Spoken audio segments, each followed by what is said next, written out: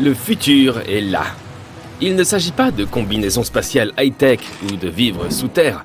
Il s'agit de choses vraiment cool comme le fait de pouvoir se téléporter, de voyager dans l'espace, de comprendre les chiens, etc.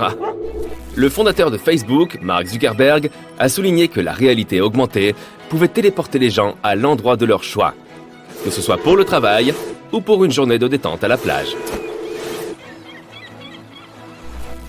Avec le métaverse, entrer dans une pièce virtuelle est déjà possible. Le métaverse est un espace virtuel où les gens peuvent interagir et socialiser les uns avec les autres grâce à la technologie. Tu as l'impression d'être physiquement présent au même endroit que d'autres personnes, plutôt que de simplement taper sur ton clavier dans une conversation en ligne. Imagine que tu joues ou que tu travailles à distance, mais que tu aies en même temps une vue dégagée de ton bureau. Tu peux effectuer toutes tes tâches professionnelles, tout en économisant le temps et l'argent que tu dépenserais en déplacement. Le gros inconvénient du télétravail est le manque de socialisation. Avec le métaverse, tu n'auras plus l'impression d'être seul. Les écrans seront interactifs et la communication avec tes collègues, tes amis et ta famille sera plus facile.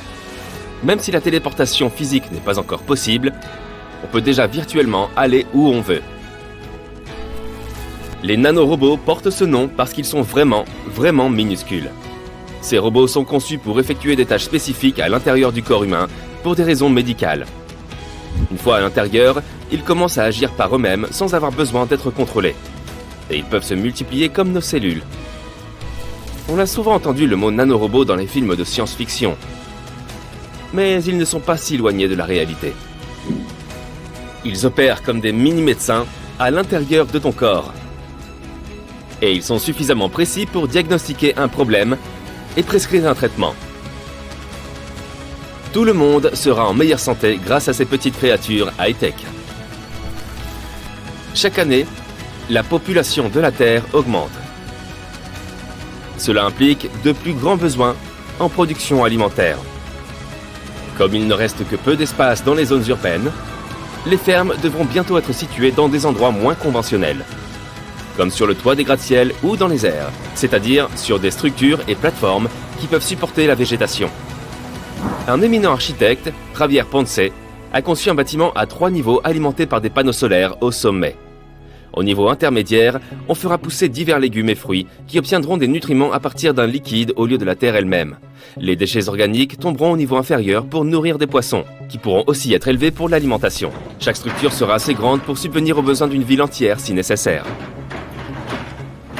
Les gratte-ciel peuvent aussi accueillir quelques mini-fermes sur leur toit pour subvenir aux besoins d'un quartier. Toute cette verdure supplémentaire dans les villes réduira la pollution et fera baisser la température dans les régions trop chaudes. Parlons maintenant de nos adorables chiens. Quel bonheur de rentrer à la maison et de voir nos compagnons s'approcher de nous en courant et en sautant partout. Ils sont soit en train de dire « Nourris-moi, je suis affamé » ou « S'il te plaît, ne me quitte plus jamais ». Mais que se passerait-il si l'on pouvait comprendre exactement ce qu'ils veulent dire ? On a développé une technologie pour comprendre nos chiens plus clairement à l'aide d'un collier d'humeur. Tu mets l'appareil sur ton animal et un écran numérique indique son humeur par des couleurs. On sait déjà que les chiens nous parlent ou communiquent avec les autres chiens en utilisant leur langage corporel. Une queue qui remue est un signe d'excitation ou de bonheur. Un grognement et des dents exposées indiquent de l'agressivité. Et bien sûr, il y a les aboiements. Certains peuvent être des avertissements, tandis que d'autres sont des salutations amicales. L'intelligence artificielle nous aidera à comprendre ce que nos chiens nous disent en enregistrant leurs aboiements sur nos téléphones.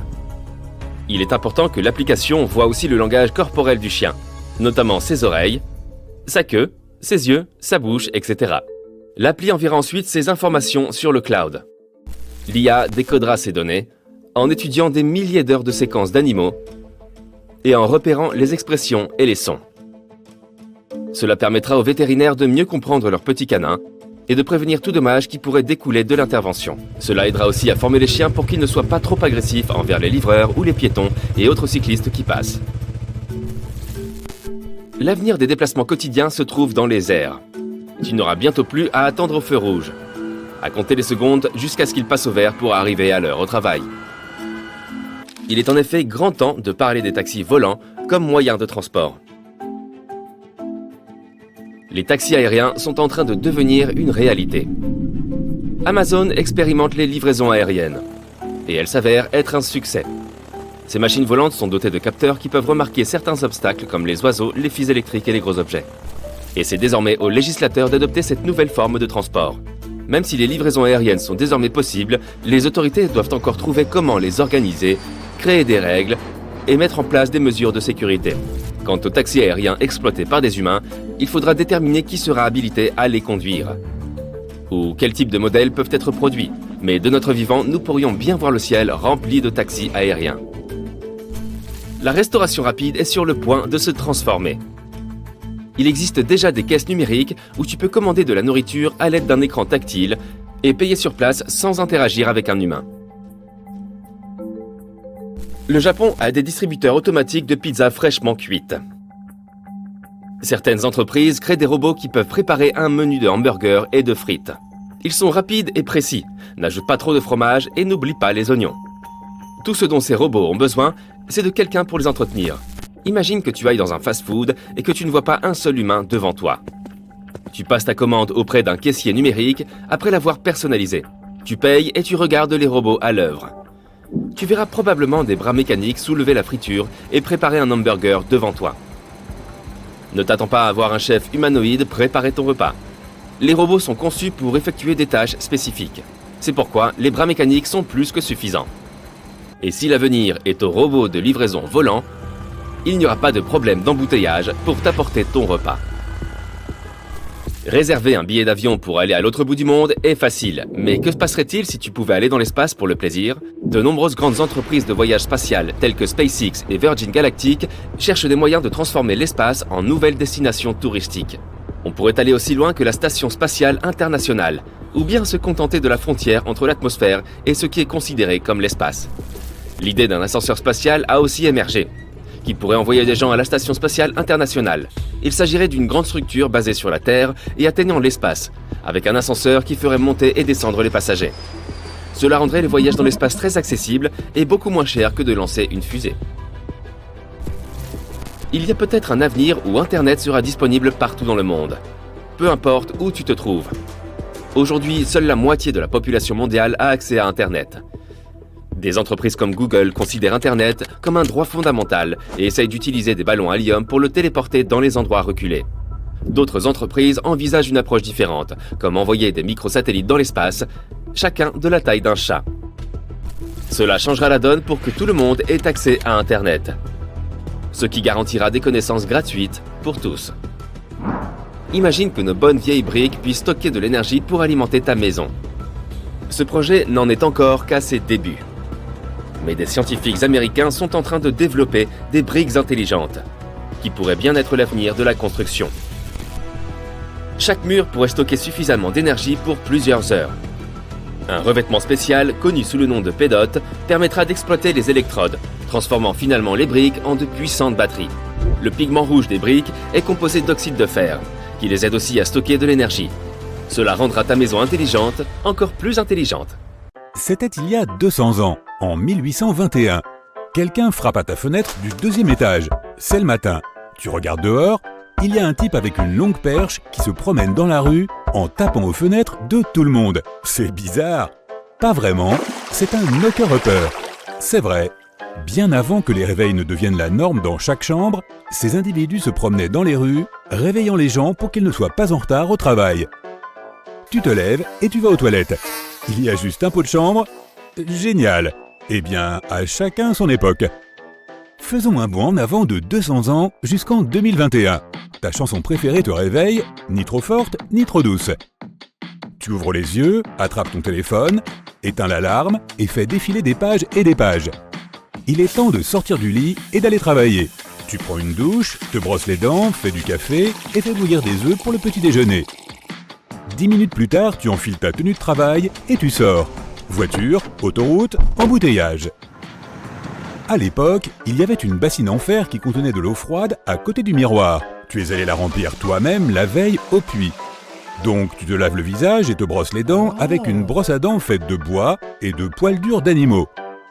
Ton dentifrice est constitué d'une poudre faite de briques pilées, de charbon de bois et de sel.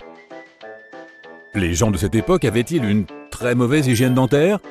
En fait, pas autant qu'on pourrait le croire. Il mangeait des aliments non transformés comme le blé, le riz, les légumes et les fruits frais.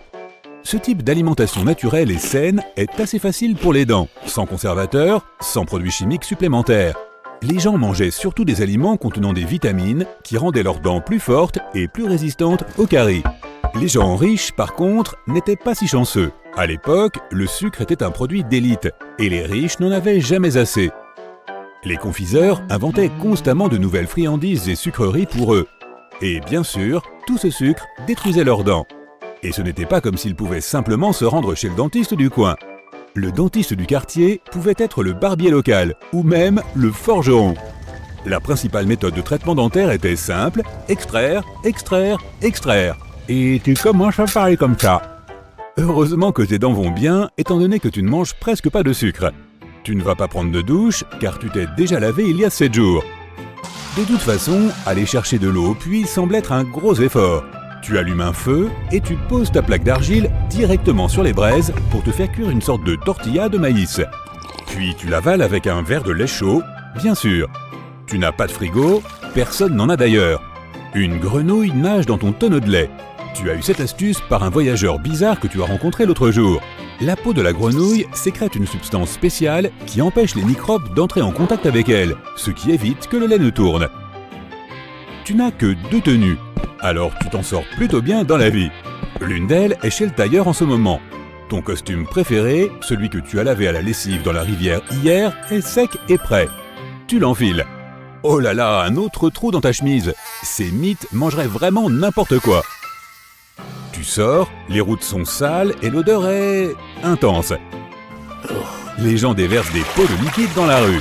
Dans quelques décennies, chaque maison sera reliée à un système d'approvisionnement en eau. Ouf! Le progrès. Tu attrapes une calèche, tu donnes quelques pièces au cocher et tu montes dedans. Aujourd'hui, tu avances comme une tortue sur l'autoroute. C'est horrible. Il y a des centaines d'autres voitures et la chaleur est terrible. Tu allumes la radio satellite, il y a peut-être quelque chose d'intéressant qui se passe. Génial! Le dernier rover de la NASA vient de prendre de nouvelles photos de Mars. À l'époque, tu roulais comme tout le monde quand soudain tu as entendu les cris d'un vendeur de journaux. Tu demandes au cocher de s'arrêter et d'appeler pour un journal.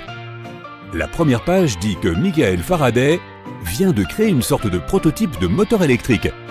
Tu n'as aucune idée de ce que cela signifie, alors tu passes à la page suivante. L'embouteillage est enfin terminé. La douce voix de ton application de conduite te dit que tu arriveras à destination dans quelques minutes.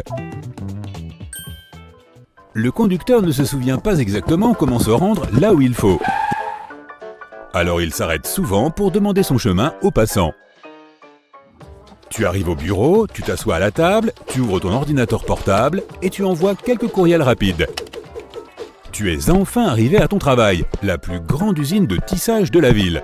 Tu passes devant des rangées de machines où les ouvriers cousent des vêtements. Tu entres dans ton bureau et tu fermes la porte derrière toi. Le premier stylo à billes ne verra pas le jour avant quelques décennies. Alors tu prends ton fidèle stylo à plume. Tu lis quelques lettres et tu notes des informations dans ton journal. Pause déjeuner. Tes collègues et toi commandez à l'avance un déjeuner spécial bureau et vous l'avalez dans la salle de repos. Votre pause déjeuner commence assez tôt car il vous faut au moins une demi-heure pour vous rendre au restaurant le plus proche. Vous commandez un ragoût de légumes et attendez encore 40 minutes qu'il soit cuit. Après le déjeuner, vous retournez à l'usine. Au moment où tu ranges tes affaires, tu reçois le meilleur texto de la journée. Ton ami organise une fête ce soir. Tu réponds à l'invitation avec un tas d'émojis. Tu sors en courant du bâtiment et tu rentres chez toi pour te doucher et te changer. Ta main devient raide à force d'écrire. Tu as rempli une quarantaine de feuilles de rapport comptable. Un jeune homme s'approche et te tend une enveloppe. C'est pour vous, monsieur, de la part de monsieur Harper. L'homme s'en va et tu ouvres la lettre. Envoyée par coursier, quelle fantaisie! C'est de la part de votre plus vieil ami. Il organise une fête chez lui, tout le monde va s'asseoir et écouter sa nièce jouer de la musique. Une soirée amusante, de la musique, la compagnie de personnes intelligentes, sympa. Tu rentres à la maison, tu te douches et tu mets ta tenue la plus élégante sans être trop sophistiqué. Tu es prêt, tu sors ton téléphone et tu commandes une voiture. 15 minutes plus tard, tu t'arrêtes devant une petite maison. Tu entends de la musique, des gens qui discutent, cette fête a du potentiel. Tu quittes l'usine Tu montes dans une autre voiture et tu te rends chez ton ami. Avant cela, tu passes chez le tailleur, tu récupères ton autre costume et tu lui demandes de réparer le trou dans ta chemise. Le carrosse s'arrête devant un domaine grandiose. Il y a déjà plusieurs autres carrosses alignés devant l'énorme portail en fer. Des dames dans de magnifiques robes et des messieurs en queue de pie et chapeau haute forme en descendent. Tout le monde emprunte le chemin boueux qui mène à l'entrée principale. Cette fête est incroyable. La piste de danse est déchaînée et on ne voit que des bras qui s'agitent dans les airs. Tu reconnais la DJ que tu as vue sur ton fil Instagram. Elle vient encore de sortir un nouvel album. Tu commences à t'y mettre, à danser, à bouger, à sauter les bras en l'air. Il commence à faire un peu chaud ici. Tu te diriges vers la cuisine pour trouver quelque chose de frais à boire. Ça doit être l'une des meilleures fêtes de ta vie. Une ravissante dame commence par une mélodie saisissante sur le pianoforte. C'est la sonate numéro 31 de Beethoven, son dernier grand succès. Tu t'assieds sur un luxueux canapé avec les autres invités et tu profites de la musique. Les gens applaudissent et se réjouissent pendant le morceau et se déchaînent. C'est vrai, que faire d'autre quand tu écoutes du Beethoven? Yeah! Tu te mets en mode headbanging et tu sautes au rythme de la musique avec tout le monde. La basse fait vibrer le sol, les murs, Dès que le concert est terminé, l'hôte invite tout le monde dans une autre pièce pour un énorme buffet. Homards, fruits, légumes cuits au four, pain frais et chaud, brioches, caviar rouge et noir.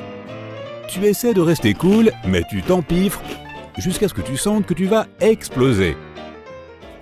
On frappe à la porte et une énorme livraison de pizza, de frites et de soda arrive.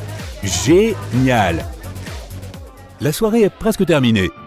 Tu bavardes un peu, tu danses une valse, tu bois du thé et tu avales un peu plus de ce dessert aux fruits. Puis, il est temps de partir. Tu marches dans les rues boueuses jusqu'à ce qu'un carrosse te laisse monter. Avant de te coucher, tu enfiles tes vêtements de nuit, tu te laves le visage et tu allumes un feu pour te réchauffer. Tu fermes les yeux, tu te trouves dans un étrange cauchemar. Une sorte de pièce sombre entourée de personnes étranges. Il y a une sorte de bruit bizarre qui vient de partout. On dirait un tremblement de terre rythmique. Tu danses, mais c'est plus comme un tremblement que n'importe quelle danse que tu as déjà vue. Tu te réveilles avec des sueurs froides au milieu de la nuit. La fête est finie et tu t'es effondré sur le canapé de ton ami. Tu rêves que tu assistes à une belle fête à l'ancienne. Attends, ce n'est pas Beethoven ?